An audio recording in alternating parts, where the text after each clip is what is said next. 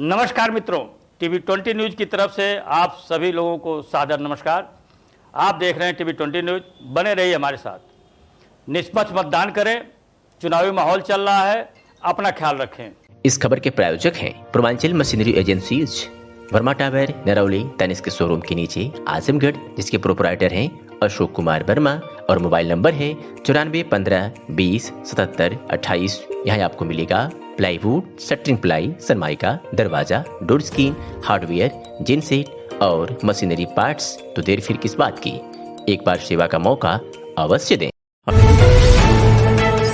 अम्बेडकर नगर में नगर निकाय चुनाव का प्रचार करने पहुंचे डिप्टी सीएम ने सपा पर हमला बोला। सपा सरकार बनने पर सिर्फ और परिवार और गुंडों का विकास होता है, ऐसा उन्होंने कहा। सपा सरकार में माफियाओं को कानून का डर नहीं था। ब्रिजेश पाठक ने कहा कि भाजपा सरकार में गुंडे खुद समर्पण कर रहे हैं। इस सरकार में गरीबों को मुफ्त में आवास मिला, शौचालय मिल रहा है, किसानों को हर साल मिल रहा है 6,000 रुपये किसान निधि। डिप्टी सीएम ने संबोधन के दौरान खाली पड़ी रही कुर्सियां अकबरपुर नगरपालिका चेयरमैन के प्रत्याशी सरिता गुप्ता के पक्ष सभा कर रहे थे डिप्टी सीएम। टांडा में भी सभा करेंगे ब्रिजेश पाठक।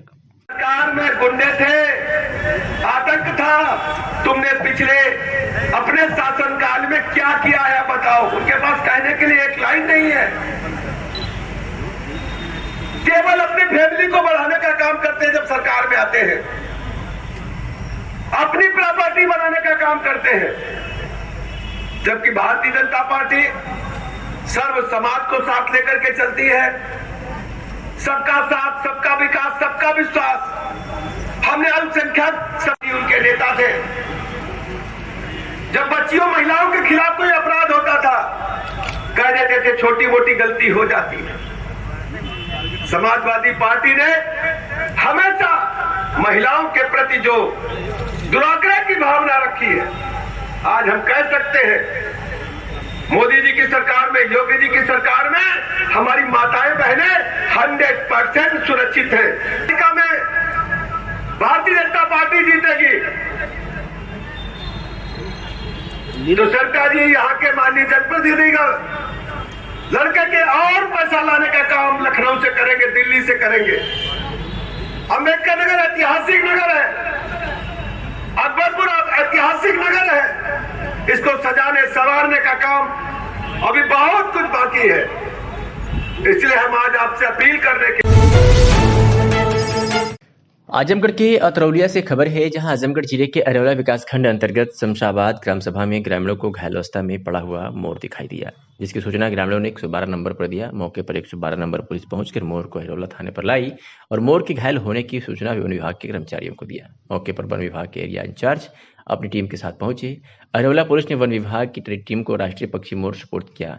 वन विभाग की टीम द्वारा घायल मोर को प्राथमिक उपचार के लिए पशु चिकित्सालय अरौला ले आया गया, जहां पशु चिकित्सकों ने प्राथमिक उपचार कर घायल मोर को इलाज के लिए जिला पशु चिकित्सालय आजमगढ़ के लिए रेफर कर दिया गया है। आइए सुनाते हैं कि पशु चिकित्सा अधिकारी ने क्या कुछ कहा। मैं डॉक्टर रामस्वरूप चौहान। अच्छा, ये आपके यहाँ आज राष्ट्रीय पक्षी का इलाज चल रहा है, तो कैसे आपके यहाँ आया है और क्या इसके बारे में इलाज की हुआ है और क्या स्थिति इसकी है? ये राष्ट्रीय पक्षी हमारे पास घायल अवस्था में आया है, जिसके गर्दन पे गंभीर चोट दिख रहा है।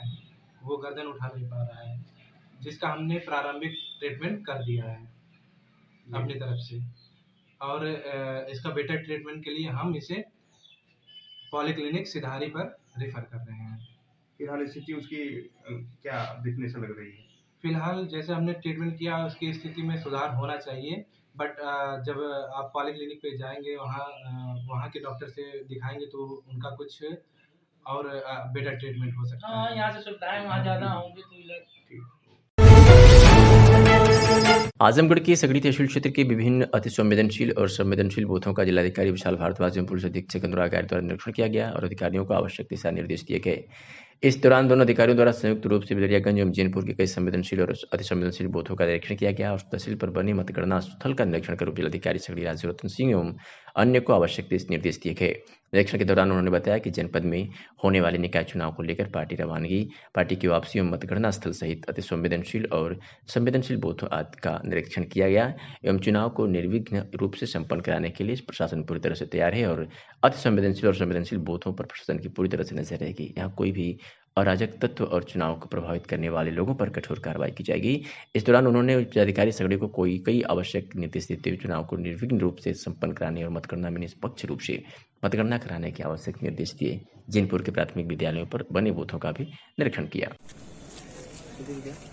निकाय चुनाव की तैयारी को दीजिए। जनपद में होने वाले नगर निकायों के निर्वाचन के लिए हम लोगों के द्वारा जो हमारे अति संवेदनशील बूथ हैं और जहां से पार्टी रवानगी होगी, वापसी होगी और जो मतगणना स्थल है हम लोगों के द्वारा उनका इंस्पेक्शन किया जा रहा है और ये प्रयास किए जा रहे हैं कि हमारा जो निर्वाचन हो शांतिपूर्ण हो, निर्विघ्न हो, उसमें कोई समस्या न हो। ने यहाँ पर जीवनपुर में और जो बाकी मतलब बिलरियागंज इत्यादि यहाँ पर निरीक्षण। खबर आजमगढ़ से है, जहां आजमगढ़ के जनपद के मेहनगर थाना परिसर में गुरुवार को नगर पंचायत चुनाव शांतिपूर्ण ढंग से संपन्न कराए जाने को लेकर चुनाव में हिस्सा ले रहे प्रत्याशियों संग बैठक एसडीएम मेहनगर संत रंजन श्रीवास्तव की अध्यक्षता में हुई। बैठक में क्षेत्राधिकारी लालगंज मनोज रघुवंशी और थाना प्रभारी विनय कुमार सिंह भी उपस्थित रहे। वहीं भाजपा, बसपा, कांग्रेस और निर्दल प्रत्याशियों को आचार संहिता का पाठ पढ़ाते हुए कहा कि चुनाव आयोग के दिशा निर्देशों पर अमल करते हुए आचार संहिता का पालन किया जाना आवश्यक है। मतदाताओं को लुभाने के लिए किसी भी अनुचित साधन के प्रयोग से बचें, साथ ही शराब बांटने वाली स्थिति में अपने आप को दूर रखें।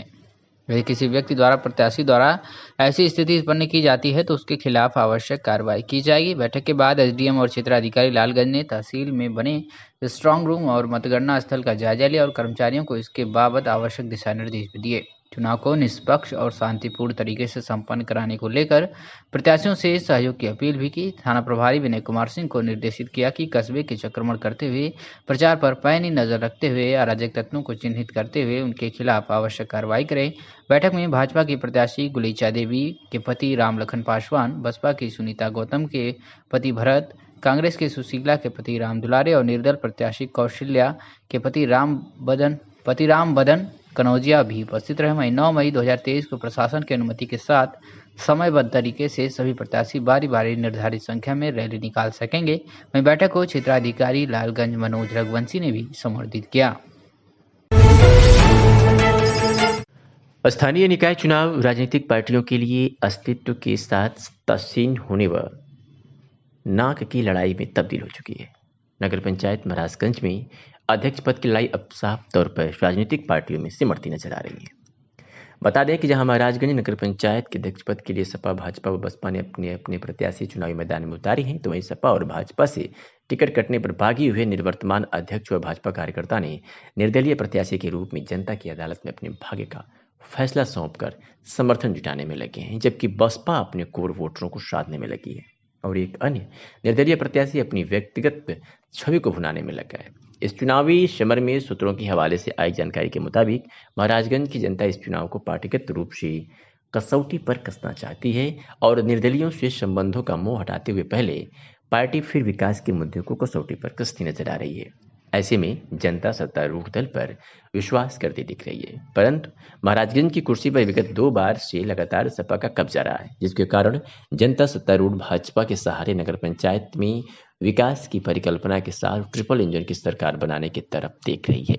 महाराजगंज की चुनावी राजनीति प्रत्याशियों की कार्यक्षमता और पार्टी का अपना जनाधार एवं विकास से सक्षम पार्टी पर निर्भर दिखाई दे रही है, जबकि भारतीय जनता पार्टी में आज कल वोटरों का ध्रुवीकरण एक सामान्य सी प्रक्रिया हो गई है और हर पार्टी अपने अपने प्रत्याशियों के समर्थन में ध्रुवीकरण करने में लगा भी नजर आ रहा है। ऐसे में निर्दलीय प्रत्याशी गौण हो जाता है और उसकी व्यक्तिगत छवि सवालों के घेरे में आ जाती है और मतदाता संगठनात्मक संरचना को महत्व देने लगता है। चुनावी समीकरण चाहे जो हो, परंतु महाराजगंज की जनता लोकतंत्र के इस महापर्व में पूरी सक्रियता से भाग लेती नजर आ रही है और प्रत्याशियों को जांचने व परखने में लगी हुई है। टीवी 20 न्यूज के लिए आजमगढ़ के महाराजगंज से राजनारायण मिश्र की रिपोर्ट। नमस्कार, मैं निशांत शर्मा और आप देख रहे हैं टीवी 20 न्यूज। पश्चिमी उत्तर प्रदेश के मेरठ शहर से एक बहुत बड़ी खबर निकलकर सामने आ रही है, जहां गैंगस्टर अनिल दुजाना को यूपी की एसटीएफ पुलिस ने ढेर कर दिया है। तो आपको बताता चलूं कि अनिल दुजाना पश्चिमी उत्तर प्रदेश में आतंक का दूसरा नाम था। इस पर 50 से अधिक मुकदमे दर्ज थे। रंगदारी वसूलना इसका मुख्य पेशा था और पैसा न देने वालों को यह मार देता था। पुलिस पर फायरिंग करने से भी नहीं चूकता था अनिल दुजाना, जिसे आज मेरठ में एसटीएफ पुलिस ने मार गिराया है।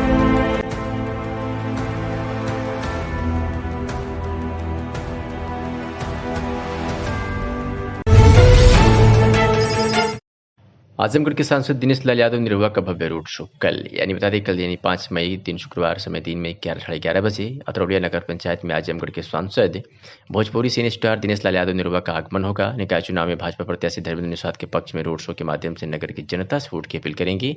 यह रोड शो पश्चिम पोखरा स्थित हनुमानगढ़ी से केसरी चौक, बब्बर चौक, दुर्गा चौक, बर्नवाल चौक, गोला बाजार, सदर बाजार, बब्बर चौक, भाजपा चुनाव कार्यालय, सामुदायिक स्वास्थ्य केंद्र होते हुए शांति चौक पर संपन्न होगा। आज सुनाते हैं कि प्रभारी जयप्रकाश पांडे ने क्या कुछ कहा। कल किस चीज़ का प्रोग्राम है, क्या है इसके बारे में? कल हमारे लोकप्रिय सिने अभिनेता जो भोजपुरी के स्टार भाई सांसद निरहू जी का कार्यक्रम लगा हुआ है, उनका रोड शो होगा और उनके रोड शो के द्वारा हम आपको भी बता दें कहां से कहां तक उनका होगा। मैं आपको पूरी बात बता रहा हूं। पहले हम हनुमानगढ़ी से होते हुए केसरी चौक, बब्बर चौक, दुर्गा चौक, बर्नवाल चौक, गोला, सदर बाजार, बब्बर चौक, चुनाव कार्यालय अपने, सामुदायिक स्वास्थ्य केंद्र, शांति चौक, पटेल चौक होते हुए हम समापन करेंगे। पूरा उनका रोड शो पूरे बाजार में, सारे नगरवासियों में, एक एक व्यक्ति के दरवाजे तक। कितने बजे से प्रोग्राम है? यही 11 बजे से हमारा कार्यक्रम चलेगा। आप प्रभारी भी हैं, क्या बूढ़नपुर में प्रोग्राम लग रहा है? वहाँ कितने बजे, इसके बारे में थोड़ा बता दीजिए। वहाँ 10 बजे से, बूढ़नपुर में 10 बजे से 10 से 11 के बीच में वहाँ रहेंगे। 11 से अतरौलिया का कार्यक्रम उनका होगा। उसके लिए क्या आप लोगों ने क्या तैयारियां कर ली है? हमने उनके आने की सारी तैयारियां पूरी कर ली। उनके कार्यक्रम को हम लोग एक जुलूस के रूप में और के शक्ल में पूरे नगर में उनका भ्रमण कराएंगे, लोगों से रूबरू कराएंगे। ये हमारी कार्यक्रम की रूपरेखा। उनको आने के बाद भीड़ होगी, सुरक्षा दृष्टि के लिए कैसे क्या? सुरक्षा दृष्टि से प्रशासन को हम लोग अवगत करा देंगे आज, और प्रशासन को पूरी जानकारी दे देंगे। सुरक्षा व्यवस्था करना उनका काम है। यह बड़ी खबर हम आपको आजमगढ़ जनपद के मेहनगर से दिखा रहे हैं। मेहनगर थाना क्षेत्र देवईद गांव के पूर्वी सिवान में गुरुवार को अलसुबह 6:30 बजे खलीफा बाबा मजार के पास पाकड़ के पेड़ पर लटकता एक अधेड़ शव देख शौच करने निकले ग्रामीणों सहित गांव में सनसनी फैल गई। आनन फानन में गांव के प्रधान अरविंद यादव ने घटना के बाबत स्थानीय पुलिस को सूचना दी। थाना प्रभारी विनय कुमार सिंह मयम फोर्स मौके पर पहुंचे और पेड़ पर लटकते शव को ग्रामीणों की मदद से नीचे उतरवाया और शव की शिनाख्त के लिए आवश्यक पूछताछ करते हुए पंचनामा भरकर शव को मोर्चरी हाउस भिजवाया। थाना प्रभारी विनय कुमार सिंह ने बताया कि अधेड़ की उम्र लगभग 45 वर्ष के आसपास है। अधेड़ के शरीर पर केवल एक पैंट और गले में माला पहने हुआ है। अधेड़ ने आत्महत्या किया है या हत्या कर शव लटका दिया गया है, या पुलिस जांच और पोस्टमार्टम रिपोर्ट आने के बाद ही पता चल पाएगा। वैसे स्थानीय पुलिस द्वारा कई दिशा में जांच शुरू कर दिया है। इस घटना को लेकर क्षेत्र में तरह तरह की चर्चा है। सूचना के क्रम में सीओ लालगंज मनोज रघुवंशी भी मौके पर पहुंचे हैं। जयपुर अखिल भारतीय हिंदू महासभा के राष्ट्रीय अध्यक्ष श्री मुन्ना कुमार शर्मा ने जयपुर राजस्थान स्थित पिंक सिटी प्रेस क्लब में पत्रकार वार्ता को संबोधित करते हुए भारत को हिंदू राष्ट्र घोषित करने की मांग की। उन्होंने पाकिस्तान से विस्थापित हिंदुओं के शोषण की घोर निंदा की तथा उन्हें सभी सुविधाएं देने की मांग की। उन्होंने राजस्थान सरकार और जोधपुर नगर निगम द्वारा उनके मकानों को ध्वस्त करने की कार्रवाई को शर्मनाक बताया तथा कहा कि अशोक गहलोत सरकार उनके मकान तुरंत बनाए।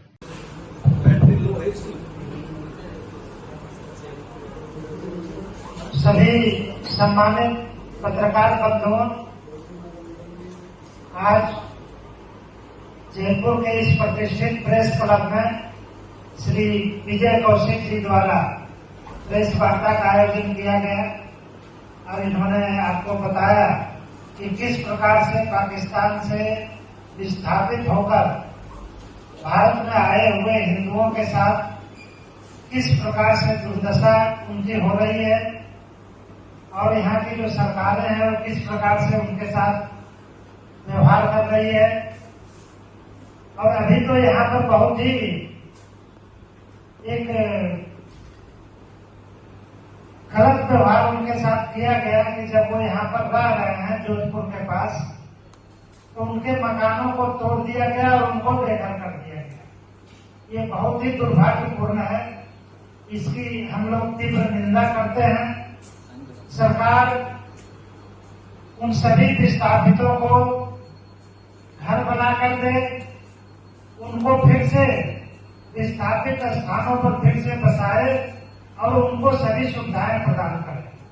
आप सबको पता है कि किस प्रकार से भारत और पाकिस्तान की सरकार के द्वारा एक एग्रीमेंट हुआ था